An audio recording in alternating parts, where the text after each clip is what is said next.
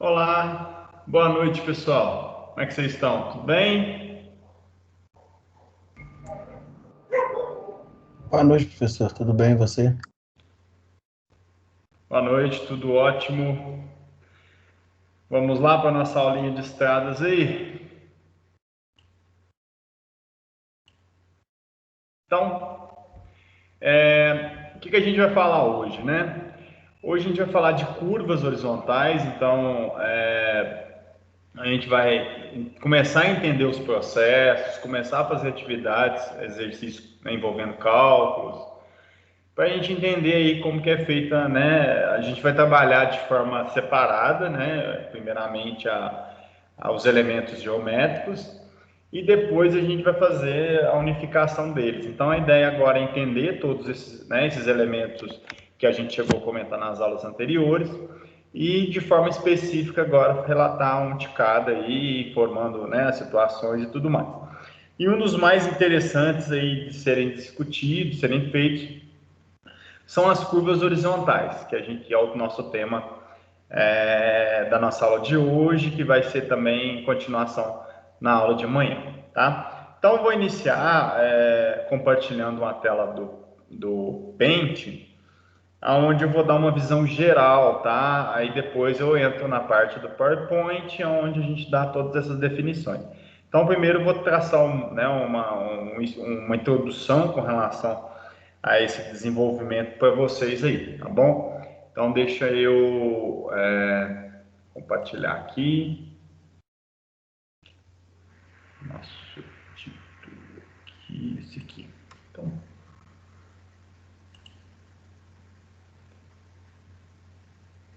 tá. Aguardar. Beleza. Então, hoje, como a gente vai falar de curvas, pessoal, a primeira coisa, né, que a gente viu é que eu tenho lá a ligação de uma cidade A a uma cidade B, então eu tenho que fazer esse tipo de ligação entre as cidades. Deixa eu só ver aqui que está ativando a mensagem aqui, peraí.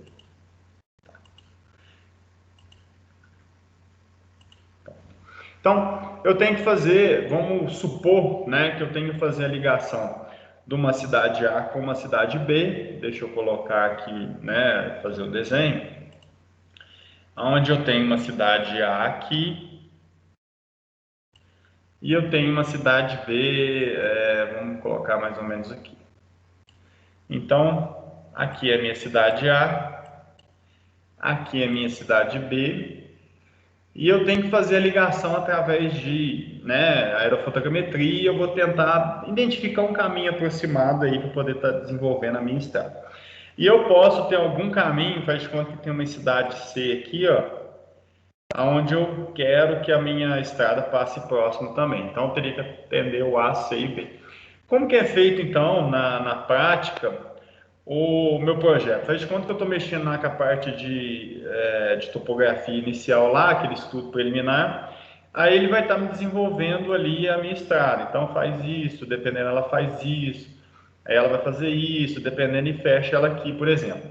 Então, esse é a medida, vamos dizer assim, aproximada de como seria a minha estrada, tá? Só que na hora de trabalhar com engenharia, a parte de topografia e de cota, a gente vai trabalhar com retas e depois calcular as curvas, que são os raios mínimos.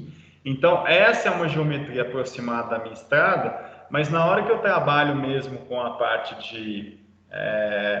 de projetar isso, eu considero sempre retas. Então, aqui eu vou ter uma reta, aqui eu vou ter uma outra reta, tá? Então, assim, né, vai ter aqui, como tem uma curva, né, eu vou estar trabalhando a minha estrada. Então, ela é desenvolvida como sistemas retos, tá? Dessa forma aqui.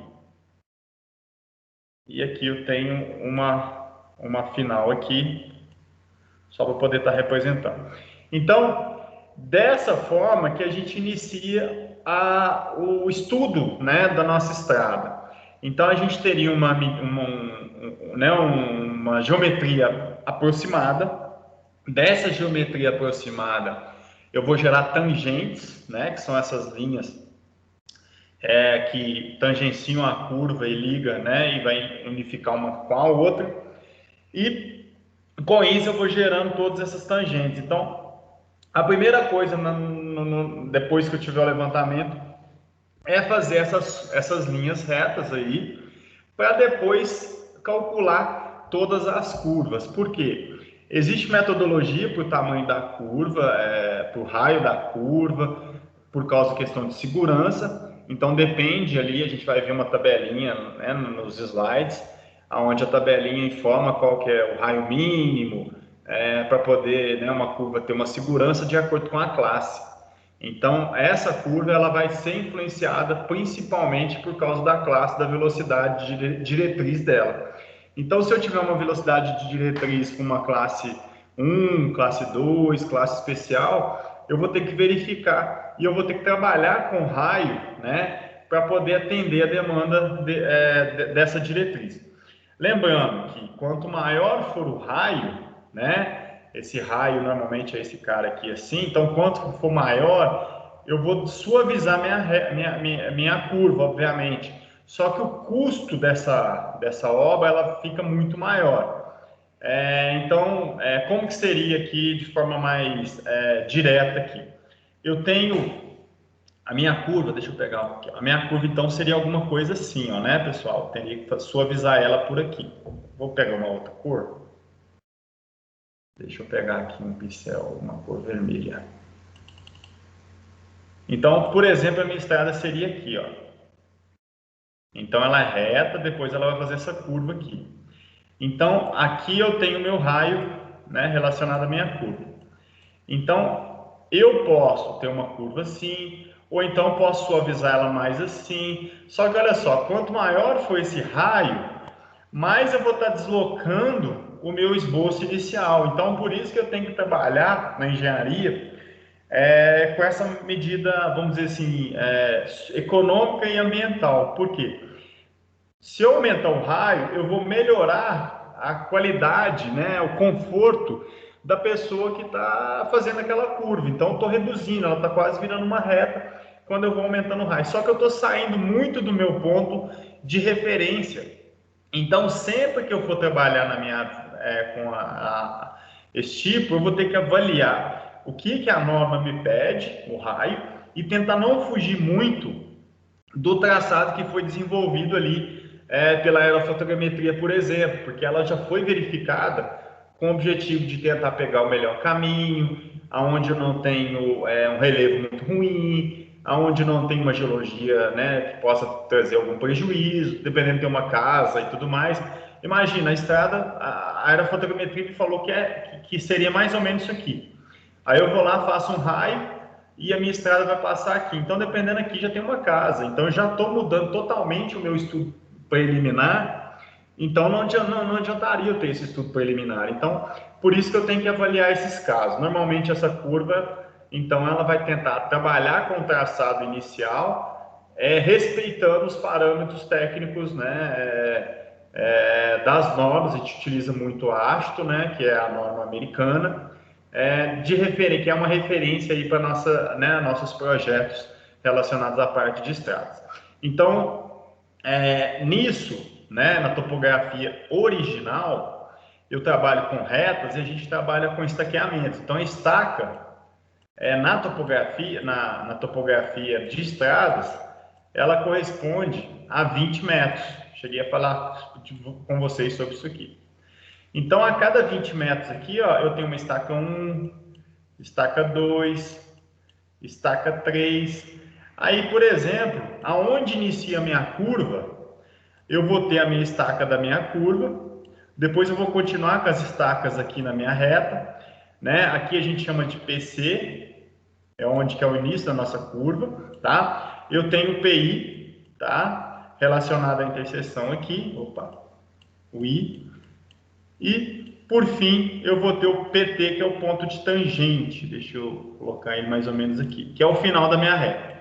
Então, no meu levantamento topográfico, no meu projeto, eu vou estar trabalhando inicialmente com dois segmentos retos. Então, aqui ele vai chegar, né, com esses estaqueamentos. Aqui ele vai chegar com os estaqueamentos dele também, até um determinado ponto. Então, tá aqui meus estaqueamentos definidos. Depois disso, eu vou estabelecer qual que é o raio, calculei o meu raio, eu calculo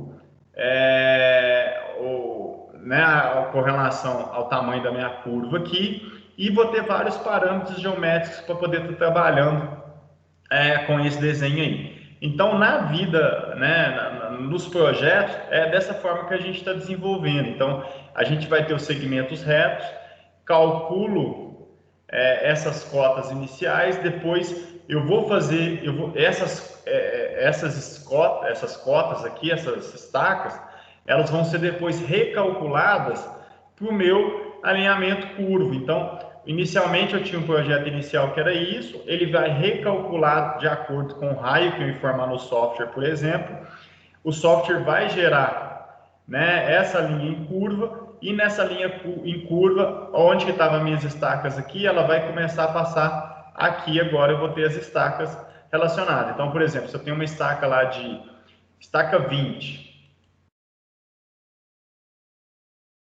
significa que é 20 vezes, né? Porque cada estaca tem 20 metros, então vou ter 400 mais 2,20, por exemplo, que seria a distância que não chegaria na casa da estaca 21. Então, as estacas entre as estacas de 20 metros, a gente coloca o número da distância. Então, estaca 20 significa que eu vou ter na estaca 402,20, eu vou ter o meu PT, por exemplo, que é o final da minha curva. Então, essa é a forma de eu estar calculando. Onde inicia a minha estrada é a cota zero, e isso vai crescendo aí e dimensionando todo o meu estaqueamento da minha estrada. Então, essa é a forma, né, mais genérica aí da questão da aula de hoje, que a gente vai estar passando nas apresentações do slide aí para poder estar facilitando e orientando vocês com relação a isso, tá, pessoal? Deixa eu ver se eu esqueci de alguma coisa aqui. Não, isso aqui é o desenvolvimento, a questão de custo. Não, beleza, podemos traçar lá dar andamento à apresentação. Então, eu estou forçando que ele passe próximo a uma estrada C, obviamente, então vai ter ligação depois dessa estrada C. A gente não passa dentro da cidade exatamente por causa da questão de fluxo, né? Então, vai passar próximo e onde eu vou ter que criar um trevo para poder chegar até essa cidade. Nunca também, pessoal, as estradas, vocês podem verificar isso, que na maioria das vezes elas não vão chegar diretamente numa cidade. Ela faz normalmente um contorno, né, para poder as velocidades serem reduzidas, dependendo, ou então se ela tiver que passar por uma outra cidade, e dar numa sequência. Obviamente que a gente tem alguns casos de cidades antigas que as rodovias passam dentro da cidade, mas a ideia é sempre ter um contorno, né? Como a gente tem um anel rodoviário aqui, onde, né, imagina sem o anel rodoviário, como é que a gente estaria nessa situação, onde todas as BRs elas chegam em Belo Horizonte, elas têm que ter um anel, tem que ter uma área que sirva apenas para as estradas, apesar que hoje o anel rodoviário ele já né, ele já foi englobado na nossa cidade. Então a pessoa que quer ir para Pampulha, saindo do BH Shop, normalmente ela vai passar pelo anel rodoviário. Então acabou que ela foi embutida na ideia da cidade de Belo Horizonte já também. Por isso que a gente tem essa questão de aumento de risco, né, de trânsito e tudo mais. Mas a ideia é exatamente tirar todo o trânsito da cidade com esses contornos dentro da cidade. Então, né, só exemplificando que isso aqui nunca passaria, né, dentro de uma cidade C, que não é o objetivo. Vai passar próximo e a gente vai ter um trevo de acesso ali. Tá ok, pessoal? Então vamos lá para a nossa apresentação. Isso aí foi só para poder exemplificar como é que a gente faz uma estrada. Deixa eu sair do PowerPoint aqui. Alguma dúvida até aqui? Como que é feita essas estradas? Tá tudo ok?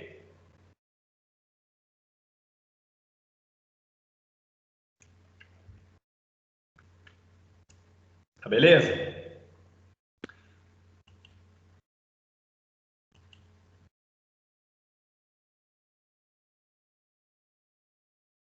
Valeu, Flávio. Então, vamos lá para a nossa apresentação aqui. Compartilhando aqui. Pronto. Então, o nosso objetivo hoje é falar sobre a questão das geometrias, né? relacionado aí à parte de curvas horizontais. Então, a gente chegou até a comentar isso aqui, pessoal, são vários elementos, né, que geram a nossa estrada, então isso aí é um fluxograma do nosso processo.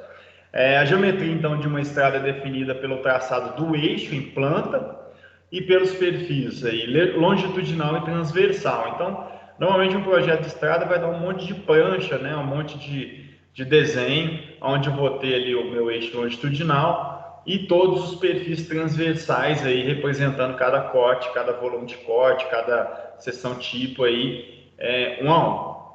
Então a gente tem os elementos geométricos axiais, planimétricos e altimétricos. Aí a gente vai ter as tangentes, né, que são as nossas retas, as curvas horizontais. A gente vai ter a questão dos altimétricos, que são os grades retos e as curvas verticais. Hoje a gente vai trabalhar em cima né, principalmente dessa parte aqui. A gente vai estar trabalhando na parte planimétrica, discutindo a tangente e curva horizontal. Aí depois a gente vai falar um pouquinho, né, numa aula futura, a gente vai falar sobre esses grades, como trabalhar com essas curvas verticais, e depois passar para a parte aí das seções onde a gente tem volume de corte a ter, tá? Isso aí é o passo a passo aí de um projeto geométrico de uma estrada, tá? Então aqui um exemplo, né? Então normalmente a gente define o eixo, aí tem os estaqueamentos de 20 em 20, em cima das curvas de nível e tudo mais, então seria uma seção, um modelo aí de seção longitudinal da minha estrada aí, tá? Só para ilustrar. E aqui é aquele desenho que eu fiz para vocês. A gente tem os alinhamentos retos e a gente gera as curvas em cima desses alinhamentos retos, exatamente por ter essa concordância, né? A gente não pode numa rodovia ter uma virada brusca aí com relação ao projeto. Então, por isso que tem que suavizar com relação às nossas curvas circulares, tá? Então, nesse caso, a gente vai ter sempre uma deflexão. Se eu seguir aqui meu alinhamento aqui, ó, eu vou ter esse alinhamento, eu vou ter um ângulo de deflexão aqui, que esse ângulo de deflexão, ele corresponde ao ângulo, tá, da minha curva. A gente vai ver isso lá na frente, que esse ângulo aqui, ele vai ser relacionado com esse outro ângulo aqui. Então, com isso, a tangente seria as retas e a gente teria as curvas representando aí, dando uma dinâmica melhor para os meus projetos, tá? Então, desenvolvimento dos traçados, né?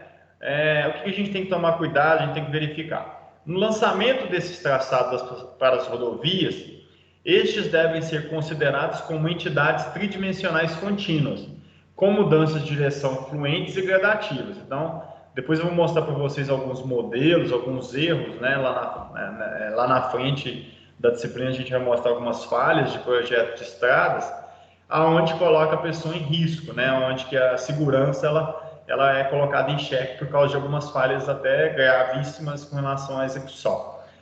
Assim, é sempre necessário buscar a continuidade espacial dos traçados, mediante intencional e criteriosa coordenação dos elementos geométricos, em especiais dos elementos planimétricos e altimétricos. Então, a gente tem que pensar sempre nas duas situações, dependendo, parece uma reta, mas você vai ter uma área ali com uma inclinação que pode gerar um ponto cego ali e causar algum tipo de prejuízo ali para o trânsito. Então, tudo tem que ser verificado na hora de fazer os projetos. A vantagem hoje é que os softwares de estradas aí, você consegue, eles estão totalmente uma modelagem que você altera alguma coisa, ele já recalcula o projeto como um todo. E antigamente não, tinha que refazer todos os cálculos para poder chegar, né, na concepção. Então era muito mais complexo. Hoje em dia você muda ali o perfil de algum, você já consegue mudar completamente o projeto.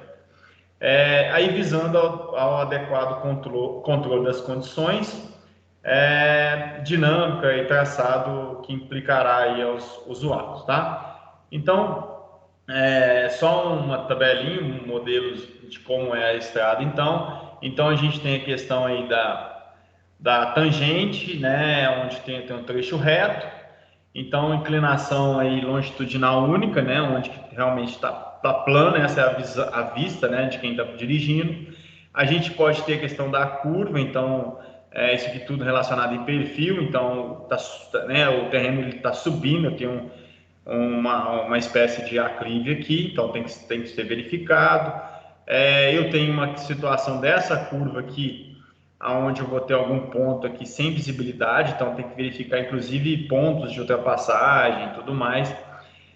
A questão da curva, né? Verificando em perfil parece um trecho reto, então sempre tem que analisar sempre o vertical e o horizontal para poder estar conciliando os projetos e estar enxergando isso aí da melhor forma. Aqui, por exemplo, como ele é reto, eu vou perder a visibilidade nessa área aqui. Agora, se isso aqui tem curva, dependendo, eu vou ter uma visibilidade maior do que esse caminho aqui. Né? E da outra forma eu vou ter menos visibilidade. Então são modelos aí, a gente tem que sempre estar comparando. A gente vai falar separado, mas no final a gente tem que unificar tudo aí para poder estar projetando, tá bom? Então a gente falou dos elementos planimétricos de uma estrada. O eixo da estrada é o alinhamento longitudinal da mesma, então o eixo ele é a referência para iniciar qualquer trabalho. Definir esse eixo, né, para poder depois gerar os offsets, gerar toda a estrutura da estrada. O estudo do traçado ele é feito com base nesse alinhamento, então, igual eu falei já. Nas estradas de rodagem, o eixo localiza na região central da pista de rolamento, tá? E a apresentação de um projeto em planta consiste na disposição de uma série de alinhamentos retos, concordados pelas curvas horizontais, igual eu mostrei para vocês, né? Então, a gente, né, nessa apresentação, a gente tem que fazer esses alinhamentos para depois fazer as curvas concordando aí, tendo essa concordância horizontal para estar suavizando ali as curvas de forma técnica, né, e de boa qualidade para o usuário.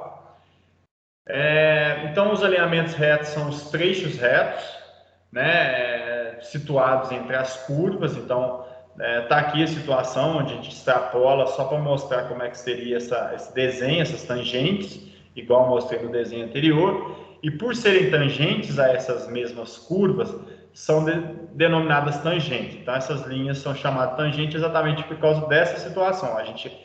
Há um avanço aqui, né, para depois calcular qual que é o raio, como é que vai ser a minha curva.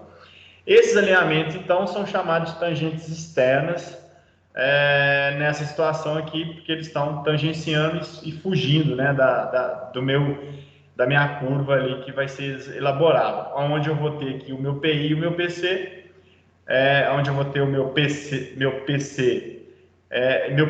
meu PI, né, para poder estar desenvolvendo todos esses cálculos. Hoje a gente vai aprender a calcular tanto esses 3 pontos aqui, como esse desenvolvimento, como definir qual que é o raio no caso de uma curva simples, tá? Então essa é a forma de representação aí, né, de um projeto inicial aí relativo à geometria dessas vias. Então, o alinhamento ele caracteriza pela extensão, pela posição relativa ou absoluta, onde a posição absoluta, quando se refere ao azimuth, e relativa quando se refere à deflexão. Na disciplina de topografia, vocês viram bastante a questão do azimuth. Então, quando a gente coloca em absoluto, é porque eu já estou calculando o azimuth de cada uma desses alinhamentos, aí, dessas mudanças, né, de direção de uma rua, de uma estrada. E a relativa não, vou estar trabalhando sempre com deflexão, que é só essa diferença, esse ângulo entre uma linha e a outra. Já o azimuth está relacionado com o nosso norte, tá bom? Então tá aqui o exemplo do azimuth, tá? E aqui está o exemplo apenas da deflexão, tá? Então são as duas opções que eu posso estar trabalhando no campo aí. Essa deflexão ou esse azimuth aqui em cada caso. Então, tá aí a forma que a gente trabalha com o cálculo das estradas. Aí aqui eu já começo a colocar um pouquinho o que seria. B1, B2 e B3 são os azimuths. Θ1 e θ2 são os ângulos de deflexão, igual eu falei para vocês, ó, θ2, o θ1 aqui. E os alinhamentos são as tangentes. Então, tem o alinhamento aí AB, DE e por aí vai. Então, são as formas da gente estar representando esses elementos das curvas aí das rodovias. Aqui, B e C, C e D. Então, essas aqui são as tangentes externas, né? Que elas estão fora da rodovia, porque a rodovia vai fazer a sua curva ali. A gente tem a questão do BD e do EG, que são o desenvolvimento, é o comprimento final da rodovia. Então, eu tinha essa orientação aqui de rodovia. No final, eu vou ter isso aqui. O estaqueamento ele vai ser recalculado. Antes, ele era calculado aqui. Aí, ele vai ser recalculado para ficar no desenvolvimento da rodovia. Então, todo o estaqueamento ele vai ser recalculado do meu projeto como um todo. E são esses arcos de círculo aí. Então, já vão, né, assimilando, tá, pessoal? O que seria tangente, o que seria azimuth, o que seria deflexão, o que seria desenvolvimento, tá? Esses conceitos aí a gente vai, né, cobrar de vocês aí esse entendimento. Então, já vai relembrando aí, vendo o que seriam esses conceitos. Aí aqui tá eles novamente bem descritos ali para ficar no material de vocês, para vocês darem uma lida. Então, agora, com relação à concordância horizontal, né? Então, as curvas de concordância horizontal são os elementos utilizados para concordar os alinhamentos retos. Isso aqui é feito, né, para poder depois fazer a demarcação, a locação dessa curva, né? Quando a gente tiver aula prática, aí a ideia é fazer uma locação de uma curva dessa. Então, a gente vai programar, vai projetar uma curva circular aí e a gente vai estaquear ela no campo aí para poder entender e, né, lançar o eixo dessa rodovia. Então, a gente pode classificar essas curvas em curvas simples, quando só são empregadas curvas circulares, é uma situação aí, igual eu falei, a gente tem a tangente, tem o PC, tem o PI, tem o PT, tem o D, e tem a tangente, que são os valores que a gente precisa ter para poder estar calculando, além do raio, né? Que a gente precisa estar calculando aí para poder fazer um projeto. A gente tem as curvas compostas, né? Onde a gente vai ter uma diferença, né, nas tangentes ali. A gente pode verificar que tem dois raios aqui, tem o raio 1 e o raio 2, então há uma diferença aí com relação ao alinhamento para poder fazer essa concordância. Nesse caso, a composta, que ela é sem transição, quando se utilizam dois ou mais arcos de curvas circulares de raios diferentes, para concordar os alinhamentos retos. E a gente tem a opção das compostas, né, onde a gente vai ter mais quebras, né, a gente vai ter uma transição, onde empregam os radioides na concordância dos alinhamentos retos. Então, além de ter ali a questão dos raios, eu também vou ter alguns pontos intermediários para poder fazer esse tipo de ligação aqui da curva composta com transição. E a gente tem a curva horizontal reversa, que é quando as curvas se cruzam em sentidos opostos, né? Que seriam essas curvas, inclusive, elas são mais que trazem, inclusive, um risco maior também. Não é o ideal, mas em alguns casos aí elas têm que aparecer, né? Então, elas são em sentidos opostos de tangência em comum. Então, tá aí a reversa. Isso aqui, teoricamente, para o motorista e praticamente, né, não é tão interessante, porque ele vai ter que utilizar, né, curvas para ambos os lados, e o ideal é que a gente tivesse aqui um caminho, uns 50 metros de reta, para poder manter uma qualidade, né, de direção aí maior, mas a gente sabe que nem sempre é possível, né, desenvolver isso aí. Então, tá aqui o exemplo, onde que a gente tem a curva circular simples, e aonde a gente tem uma composta com transição. Tem raios diferentes, tem, né, alguns trechos aqui que vão ser readaptados. E aqui eu tenho uma composta, né, onde eu tenho raio 1, raio 2, e eu tenho depois uma reversa aí. Como a gente está numa região montanhosa, normalmente a gente vai ter umas situações muito análogas a isso aqui, né? Você vira para um lado, vira para o outro e aquele zigue-zague na hora de andar na rodovia. Não é o ideal, mas isso pode acontecer, né? Então vamos lá falar sobre os elementos, né? Esses elementos que a gente utiliza mais aí no nosso trabalho, na nossa disciplina de estradas aí. A gente tem o PC, então, que vai ser o ponto de curva. É esse cara aqui, a origem da minha curva. A gente vai ter o PT, que é o ponto de tangente, que é o final da minha curva. A gente vai ter o PI, que é o ponto de interseção, é onde que liga as duas tangentes. A gente vai ter a tangente externa, né, o nosso T, que seria essa distância aqui do PC até o PI. E a gente teria o desenvolvimento da curva, que é esse cara aqui que a gente tem que colocar isso aqui na vida real.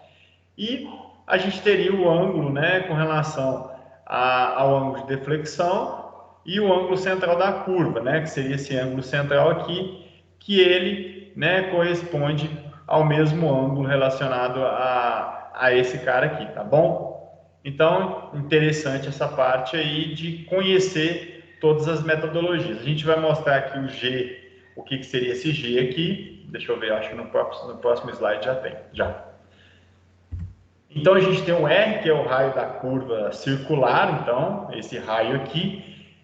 A gente vai ter o O, que é o centro da curva, a origem aqui. A gente vai ter o afastamento é a distância entre o meu PI, que é a interseção, e o meu... Fugiu o nome aqui. E o meu desenvolvimento da curva. Então, o PI e o desenvolvimento da curva vai me dar o meu E, que é o meu afastamento. E além disso, eu vou ter o grau da curva. Para que eu uso esse grau da curva aqui?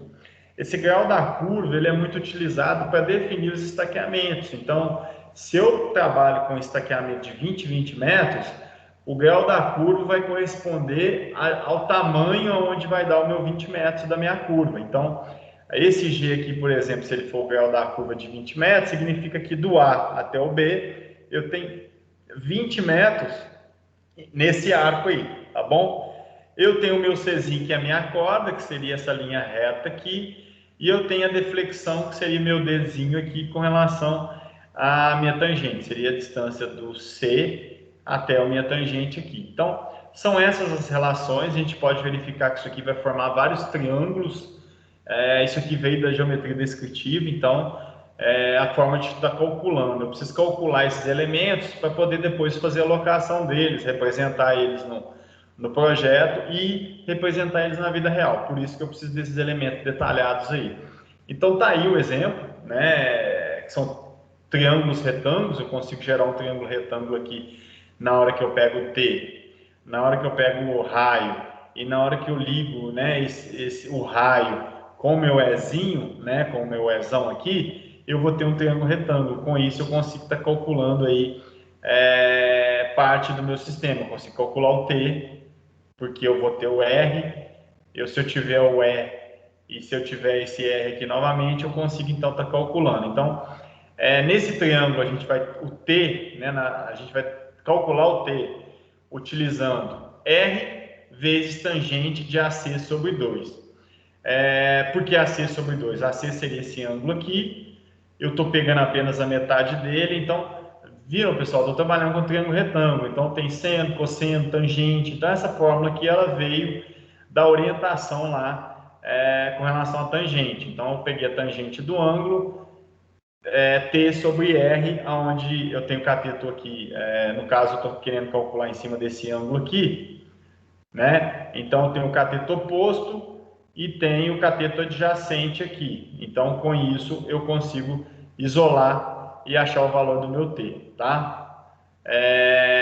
Para poder estar gerando essa fórmula. Então essa fórmula do T a gente utiliza usando essa equação. A gente tem a fórmula do desenvolvimento que trabalha com a relação matemática de arco, né? Onde eu faço uma comparação entre 360 graus e o meu arco existente, assim como a distância estatória 2πr. Eu sei que 360 graus corresponde a 2πr.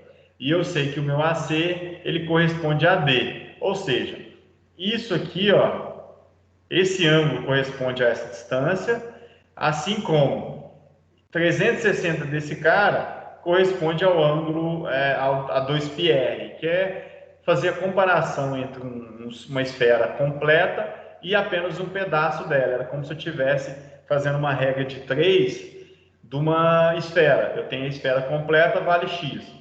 Eu tenho apenas 1/3 da esfera, então vai ser o x dividido por 3 para poder estar calculando. Então, de forma bem simplificada, o dimensionamento ele vai ser esse πr vezes o AC sobre 180, tá? Se tiver em graus, porque aqui a ideia desse πr sobre 180 transformar isso aqui em radianos, que radianos é a dimensional. Então eu tenho essa fórmula aqui. Quando eu jogar o AC em graus, eu utilizo essa fórmula. Se eu já tiver em radianos, eu já jogo essa fórmula direta aqui, tá? Então essa fórmula já tem aplicação, porque aqui a gente está passando para radiano, 2πr para 360, para tentar chegar ali na dimensão em metros, né? Que é o comum ainda a gente está trabalhando, tá bom? Aqui o exemplo também da mesma forma, onde eu tenho triângulo retângulo, utilizando cosseno, cosseno, seno, todas essas formas eu consigo estar desenvolvendo o meu E também. Então, da mesma forma, eu tenho que esse E ele vai ser igual a tangente, ao tangente vezes, né, que é a tangente que seria essa distância aqui, vezes a tangente de AC sobre 4. Então, tudo feito por trigonometria, tá, pessoal? Não vou entrar em deduzir todos eles, não, porque né, não é o objetivo e a gente tem mais conteúdo para poder discutir. Mas, assim, tudo veio da trigonometria. Então, se eu não tiver um triângulo retângulo, eu vou trabalhar com a lei dos senos, lei dos cossenos, para poder estar trabalhando, traçando esse desenvolvimento, né, esses elementos necessários aí para uma curva, tá? Aí aqui eu tenho a questão do grau. Vou tomar uma água aqui. O grau, ele também vai estar relacionado, então, com relação à corda aqui, então, ao grau de 20 metros, que é o comum, né, porque a gente trabalha com estaqueamento de 20 metros, ele vai ser 180 vezes πr, que é onde eu estou passando esse 180 para πr, estou passando ele para radianos, então, vezes o 20, que é o meu 20 graus. Então, por isso que quando eu quero calcular o tamanho, o grau aqui, eu utilizo essa fórmula aqui, ó, 1145,92 sobre o raio, eu vou estar sabendo a cada 20 metros quantos graus que é no meu sistema aqui. Então, é a forma aí de poder estar calculando também esse grau para poder estar fazendo essa alocação. A cada 20 metros é uma estaca. Se eu não tiver essa estaca aqui, pelo grau eu consigo lançar isso aí na minha corda lá, ok?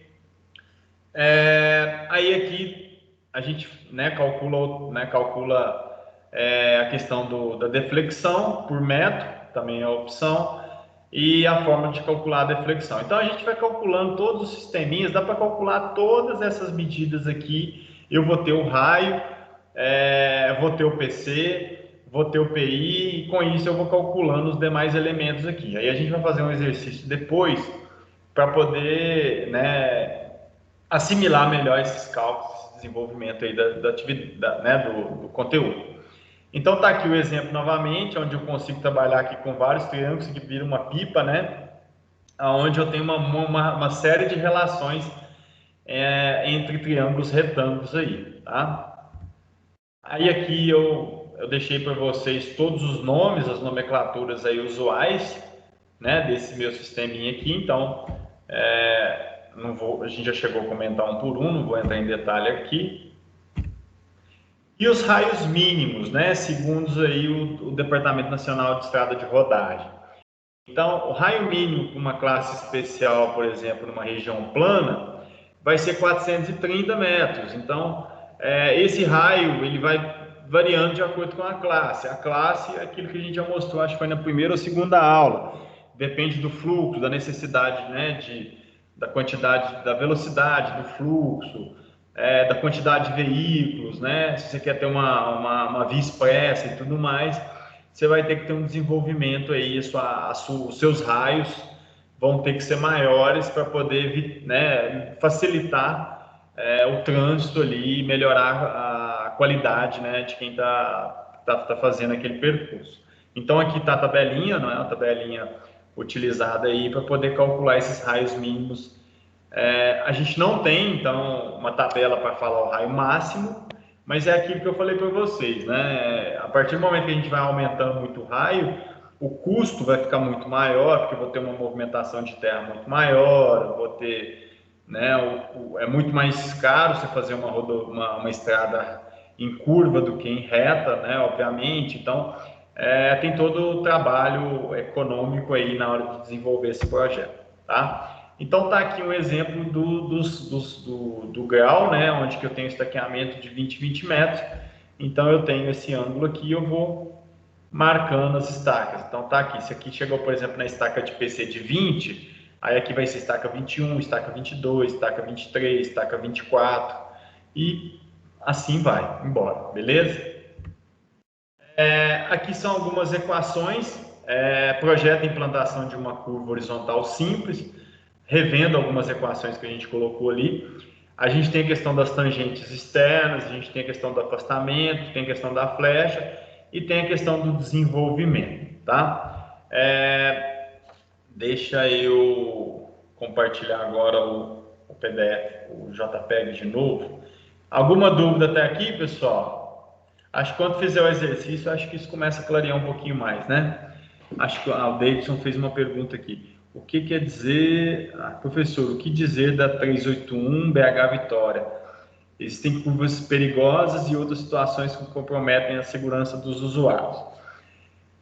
Davidson, aquela rodovia, né, inclusive a rodovia da morte, né, muito descrito com relação a isso, não teve aquele planejamento de projeto com relação às curvas, dependendo, a duplicação também, ela, né, em algumas partes nunca veio, então ali realmente, né, tem um caso, acho que, né, por causa também não ter divisória entre as faixas em alguns lugares, então isso tudo vai influenciando. Eu acho que pela situação de estarmos em uma região muito montanhosa, e o governo não fez nada para poder minimizar isso, que seria talvez uma duplicação, você colocar reduzir o risco, né, de batidas frontais e tudo mais, a gente vai infelizmente conviver com aquela estrada daquela forma ali.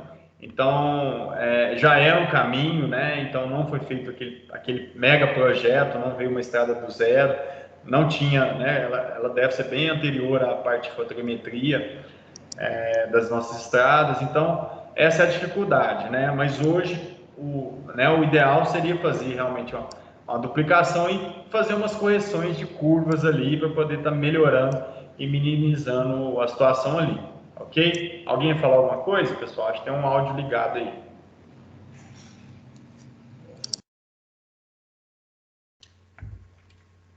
Não? Então, deixa eu sair aqui.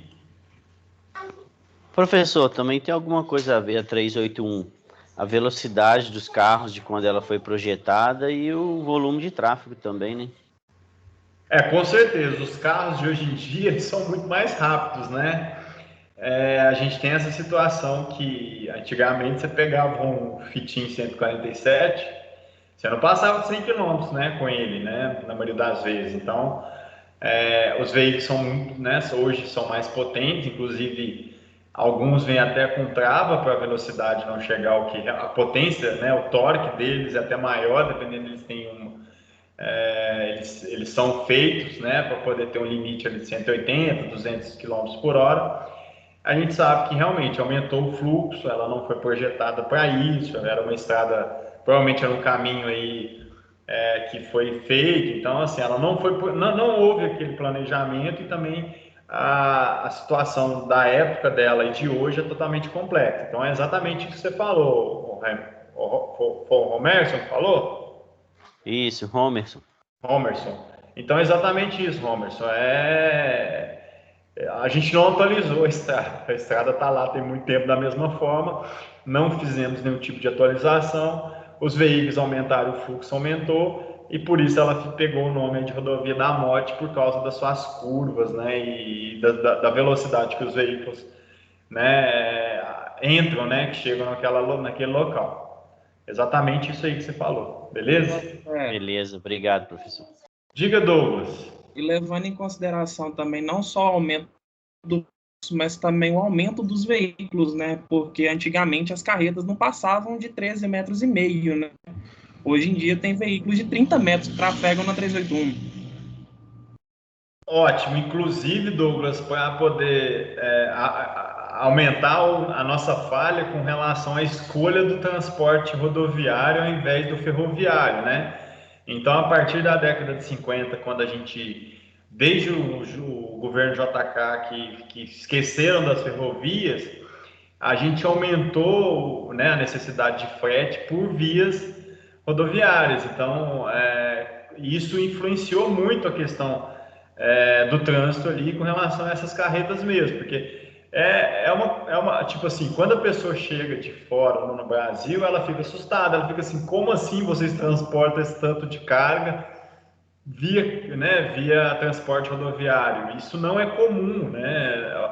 O caminho mais lógico seria as ferrovias, onde a gente pode colocar aí centenas de vagões, substituindo, né, centenas de veículos que podem causar, né, esses devidos acidentes. Obviamente que a questão de trabalhadores e tudo bem, né, com relação aos motoristas e tudo mais, isso é necessário, mas a gente também tem que pensar na questão de eficiência do nosso sistema. Hoje, tudo que a gente compra é 20% mais caro porque o nosso frete é caro por causa do transporte rodoviário. Então, qualquer produto, já saiu várias pesquisas com relação a isso, os produtos no nosso país são em torno de 20% a mais caros por causa da situação do frete. Você vai comprar um negócio, atravessa o Brasil, que é um país continental, para chegar na sua casa. Veio de quê? De caminhão. O cara tem que levar aquele tipo de compra que você está fazendo. Então, realmente, foi uma má escolha aí, e que a gente está pagando o pato aí até hoje. A gente não tem nenhum tipo de ideia que isso possa mudar. Então, é complicado.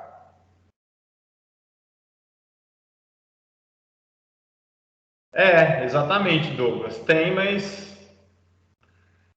infelizmente elas estão, né, elas estão meio largadas aí, e a gente está chegamos nessa situação. Mas, né, obviamente, como engenheiros, um dia essa página tem que virar. A gente vai depender de rodovias a vida inteira. O pessoal, tem muita mineradora que eles preferem construir a ferrovia para levar minério do que depender de caminhão. Exatamente. Hoje a gente tem duto, né? A gente tem a opção do duto, né? Que a mineração utiliza bastante, e Sim, as ferrovias também das mineradoras.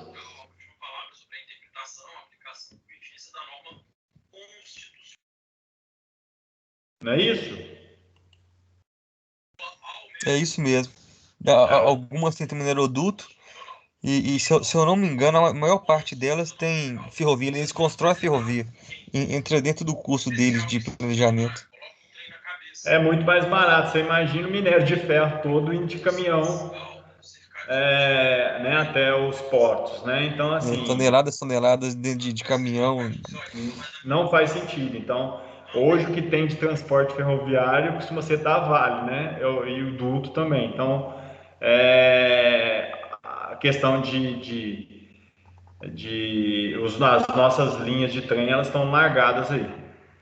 Eles utilizam um sistema intermodal, né, professor?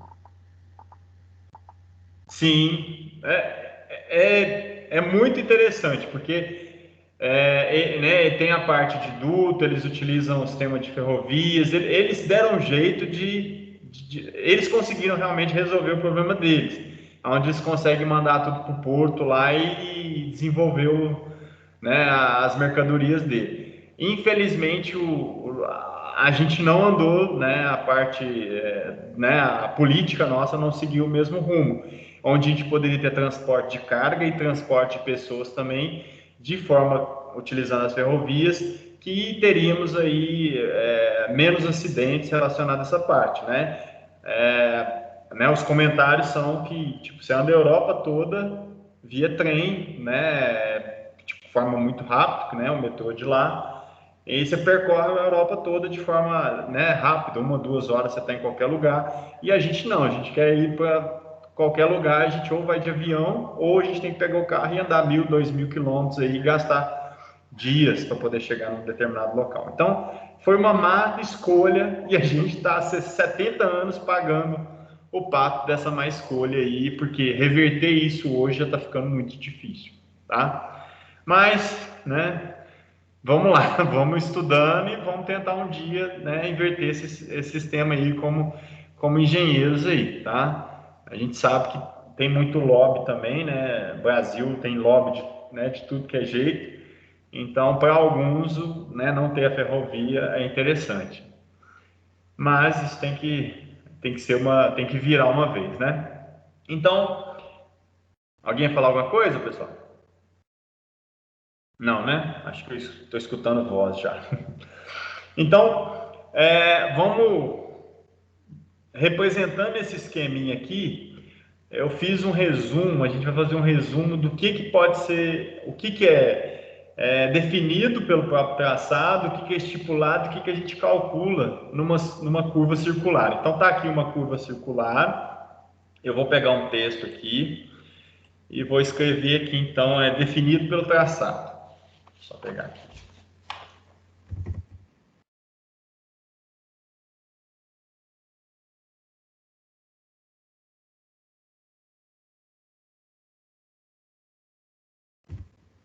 Então, o que é definido pelo traçado? De cara aqui, traçado.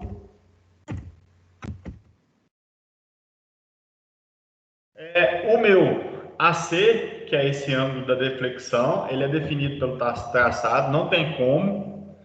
Se o meu traçado é esse, o meu AC já está definido, tá? O meu PI também já, o que é o meu PI aqui, não tem como. Ele já é referência, que é a interseção.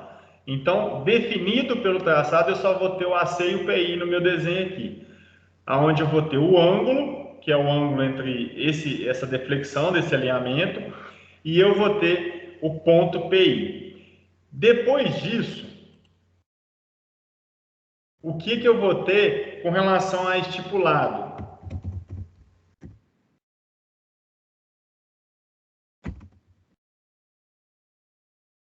Vai ser o meu raio. O meu raio ele é estipulado por tabela.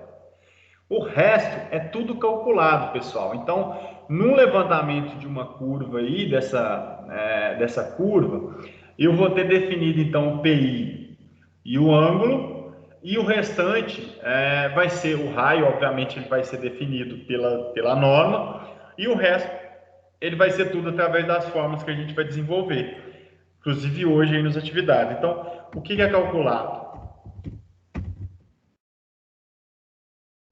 O nosso PC, o nosso PT, o nosso T, deixa eu ver se eu não vou esquecer de nenhum, o nosso D e o nosso G, que são os principais, tá bom? Então, o PC, aonde começa a curva, ele vai ser calculado, então até então eu tenho só uma reta, eu não sei onde ele inicia, ele vai ser calculado. O meu PT também vai ser calculado. O meu T, ele vai ser calculado, porque até então não sei onde que vai ser o PC. Então, depois que eu tiver o PI e o PC definido, eu vou ter essa distância T aqui. O D, que é o meu, o meu desenvolvimento da curva, ele também vai ser calculado pelas fórmulas ali. E o meu G, que é, se for de 20 em 20 metros, opa, vou pegar uma reta aqui que é melhor. Aí eu vou ter meu G definido também, que vai ser cada ângulo aqui que vai dar os 20 metros no meu desenvolvimento. Então, tudo isso aqui é calculado na minha curva circular, tá bom?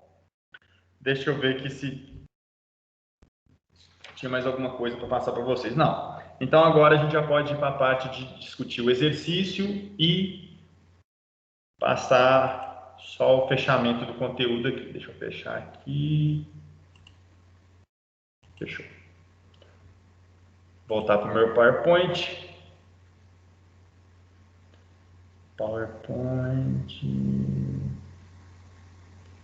Tá como PDF, é melhor para apresentar. Beleza.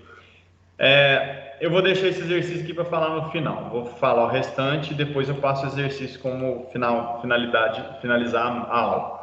Então, a gente tem as estacas, igual eu falei para vocês, estaqueamento da estaca. No projeto, no anteprojeto, que é aquela escolha de traçado, as estacas são de 50 metros.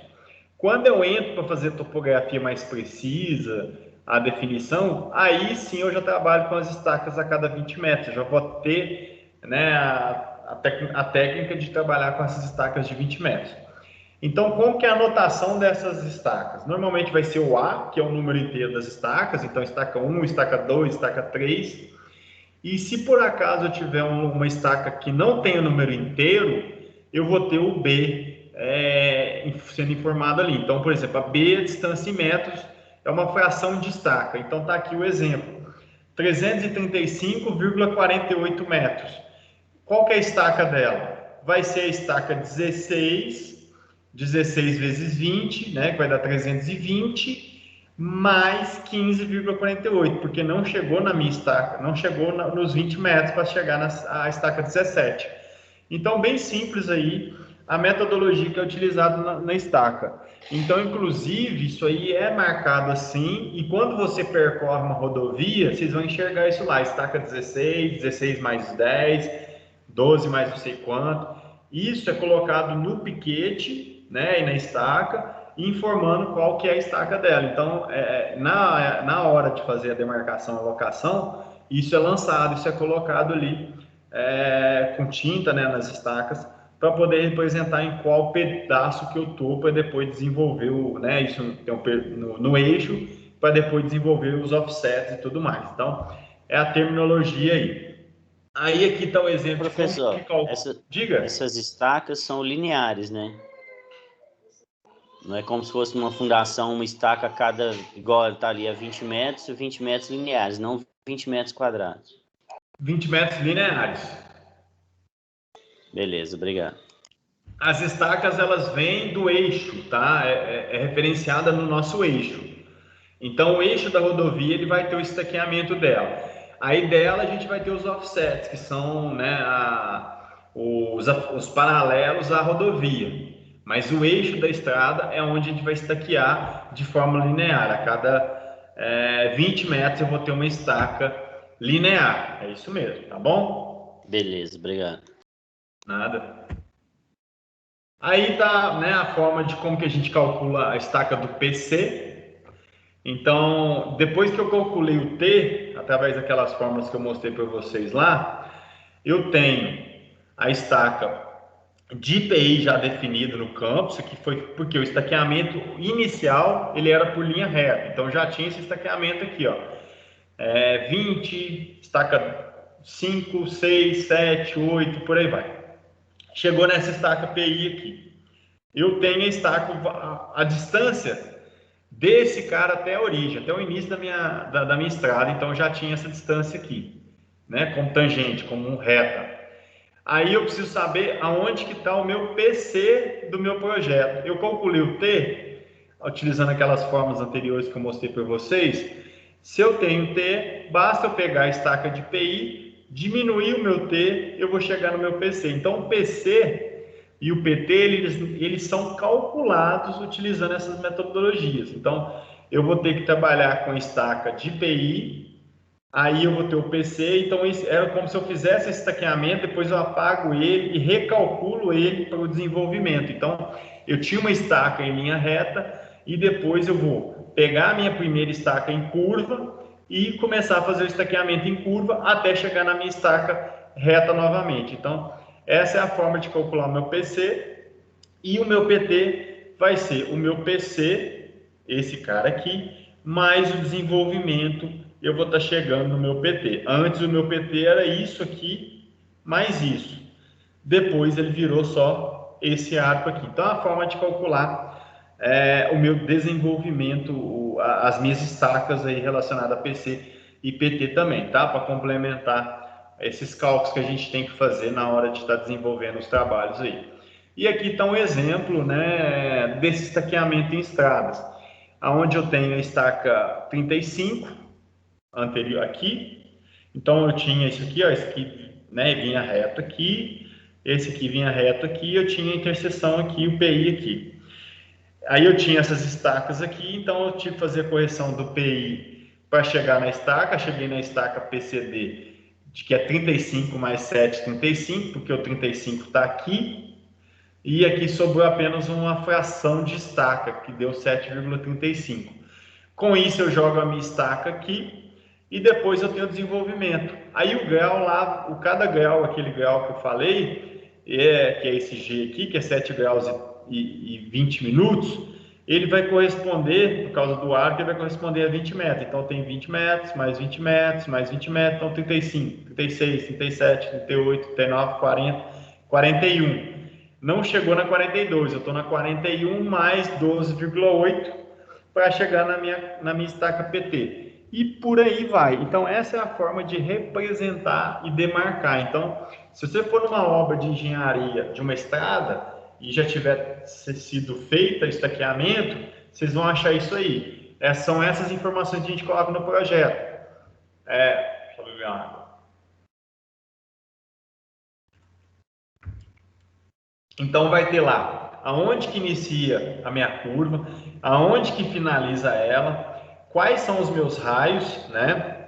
Qual que é o meu raio se for simples, qual que é o grau, né? Qual que vai ser o meu T, que seria essa distância de tangente aqui, o meu desenvolvimento, que é 125,45, então com o desenvolvimento, se eu pegar a estaca aqui, essa estaca, mais o desenvolvimento, eu tenho que chegar no meu PT. Então, é uma forma de estar podendo estar calculando aí todas essas dimensões aí do meu projeto, tá? São as referências necessárias aí. E aqui, né, tá aí a representação dela já sendo feita com os offsets, aonde eu vou ter o eixo, tá? Que era exatamente aquele anterior, com aí já a minha caixa da rodovia. Então, com isso, já tenho a minha representação e a tabelinha que normalmente sai para o projetista ali. Então, o meu projeto de estradas ele vai ter essa cara aí.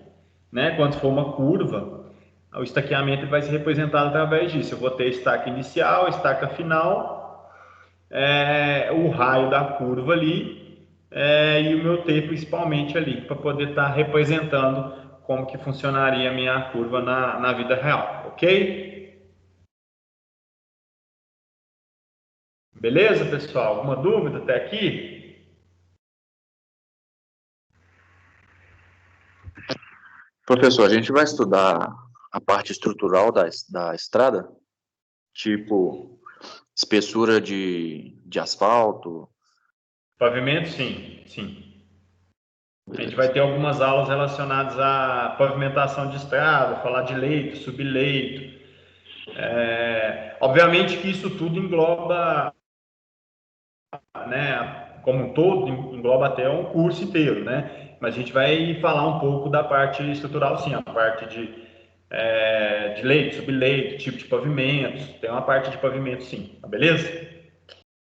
Valeu, João. Beleza.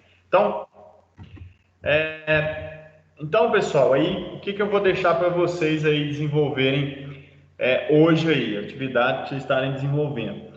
Vocês vão calcular os elementos geométricos, tangente, comprimento da curva, afastamento e grau da curva. Dessa curva circular, considerando que o raio mínimo é igual a 200 metros e o ângulo central é igual a 32,12 e 35 minutos. É aquele desenho que eu mostrei para vocês lá. A gente só vai começar, né, a nossa referência vai ser o nosso AC, que é o ângulo central, e a gente vai ter ali de origem, de orientação, o raio, né, para poder estar calculando os demais. Então, vocês vão calcular para mim aí a tangente. Então, já até deixei a forma da tangente aí para vocês. Deixei o comprimento da curva, onde eu tenho, né, o meu D, que seria esse alinhamento. Eu deixei para vocês a questão do afastamento, a questão da corda, que é aquela reta, né, onde que liga o PC-PT, e o meu grau da curva, tá? Então, esse é o exercício aí para vocês estarem desenvolvendo ele agora, né, para a gente poder iniciar a aula de amanhã discutindo os resultados dele, tá ok?